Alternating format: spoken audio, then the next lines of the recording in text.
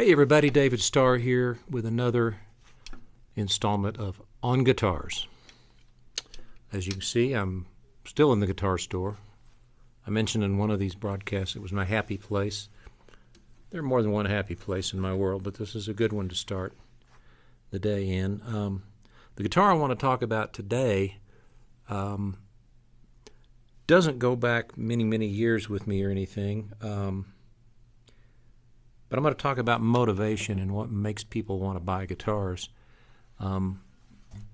It's any number of things, but I would submit that most people in my age group, and I was born in 1956, we're heavily influenced by what we grew up seeing and hearing and watching. Today's guitar is a 1956 Gibson J-160E. I'll give you a little quick rundown about the guitar, and then I'll tell you a little story about this one. The guitar was manufactured from 54 till I think 69, something like that. It's been reintroduced as a new model, but the original batch started in 54. The ones in 54 all had a solid spruce top. After that, they were plywood. The nice word for that in guitar world is laminate. Plywood is what it means. Back and sides, mahogany plywood. Up here, the usual Gibson stuff up top. What's interesting about this guitar, this has that adjustable bridge that most of us either replace or live with.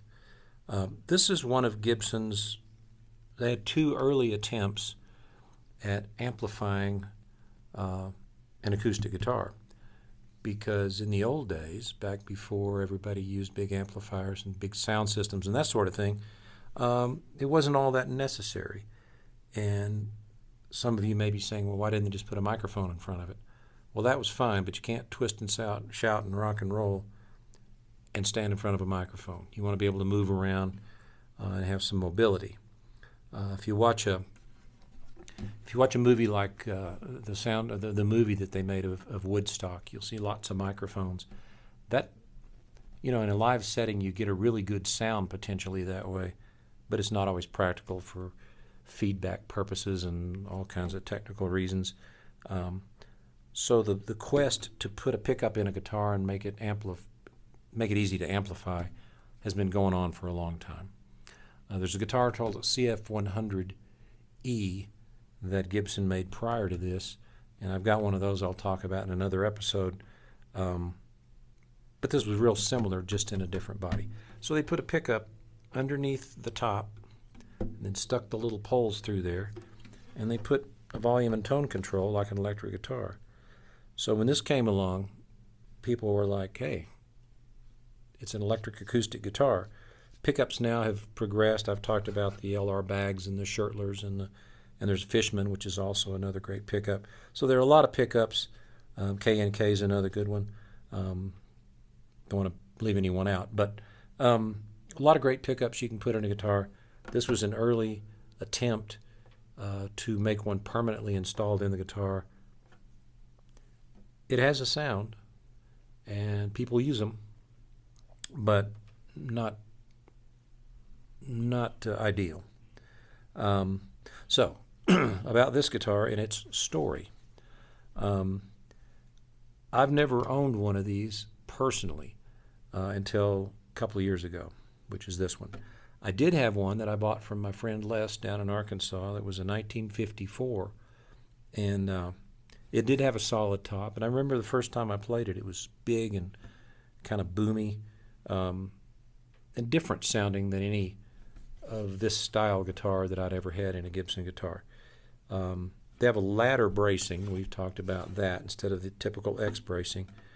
And it's hard to know why they made some of the design choices they did, because a solid top would have sounded better acoustically. It's probably cheaper.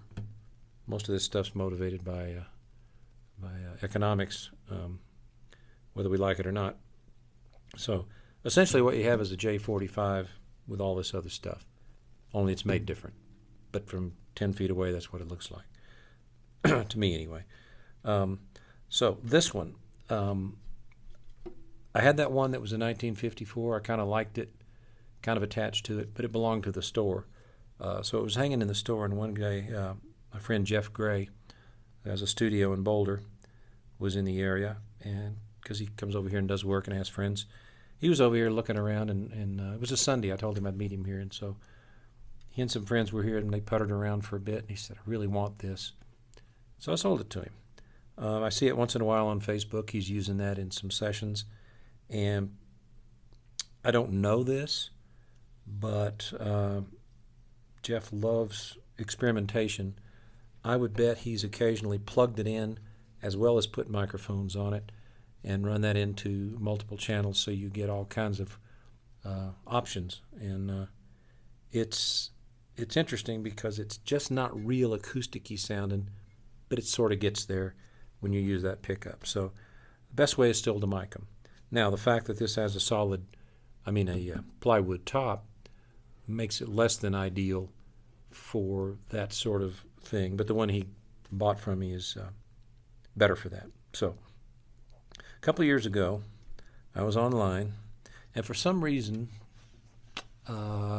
just aging perhaps, looking at the calendar and the clock and years on the planet, I kind of got into this thing of looking not real intentionally, but I kind of was looking at guitars with an eye for buying things that were made the year I was born, which was 1956.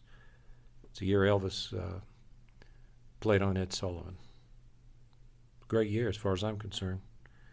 So anyway, I found this one. It was up in Canada, and the guy had it priced maybe a little high, but it was fair enough. And so I ordered it from the guy. Asked him a few questions, sent some back and forth, some emails. And then I happened to be out of town the day it showed up, which was a Monday. Normally Shelley, who used to work with me here, would have been in town, and the store would have been open, and the U.S. Postal Service would have brought it in. But instead, whoever delivered the mail then, they're no longer with the U.S. Postal Service here in town, left it out in front of the store. How did I know this?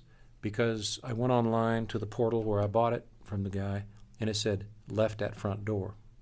Bad, very bad. So you got essentially a fairly pricey vintage guitar left outside. And if I'm not mistaken, it was wintertime. So the postal guy knew we were closed because we've always been closed on Monday for a long, long time, but he left it there anyway. So I was able to get a hold of Shelley, who ran down to the store, brought it inside, and kept it warm and safe and dry, and it was fine. It's actually no repaired cracks or anything, so I wanted to keep it that way.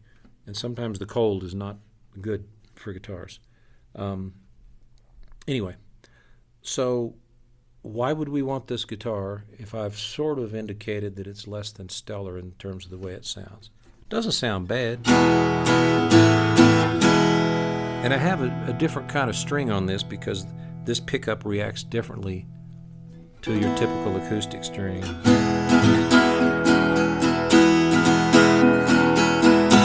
Sounds pretty thin, actually. But it would be an interesting thing to add to a song if you were recording.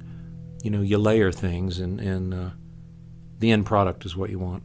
It's like mixing up a cake. It's what you put in there. So I've come up with partial motivation.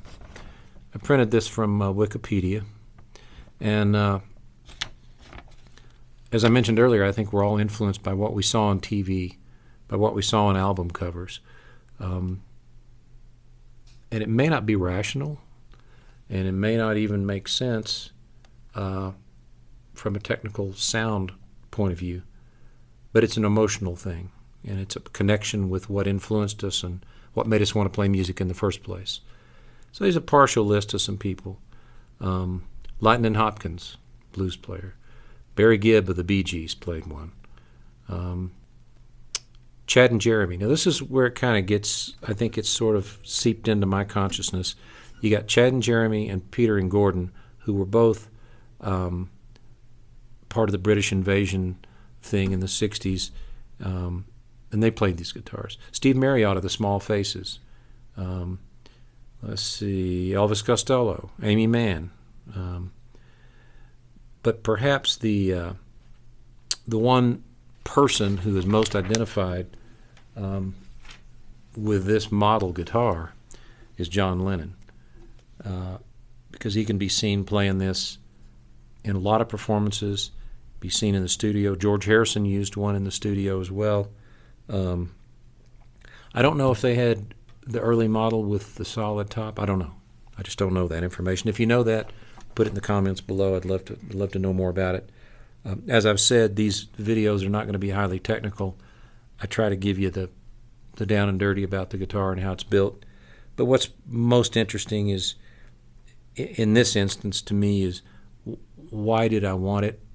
Why do we want these guitars when, clearly it doesn't sound as good as a J45 or my J200 that I can see across the room over there. So it was an emotional purchase. I'll own that. I'm not ashamed of it. And I've got several guitars that I bought for whatever reason. I thought my birth year was a cool thing, a cool reason to buy guitars, which gets me to, you don't have to have some huge professional motivation for buying this stuff, whether it's guitars or something else.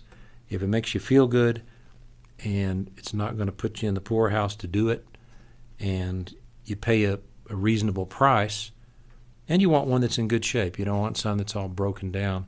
If I'd bought this in terrible condition and paid too much just because it was my birth year, then that's a whole nother conversation that I need to have with me. But I like this guitar.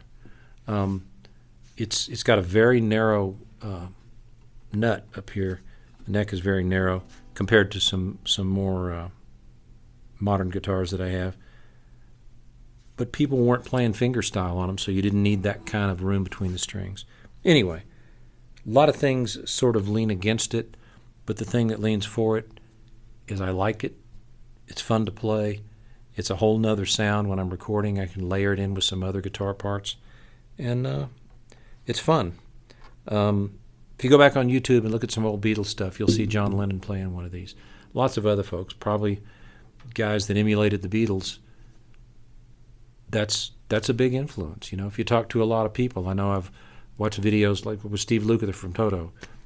If it weren't for the Beatles playing on Ed Sullivan, he might not be doing what he's doing, and that's true for a lot of us. Anyway, we'll see you next time. If you want a guitar, go get a guitar. It'll make you happy. See you again next time.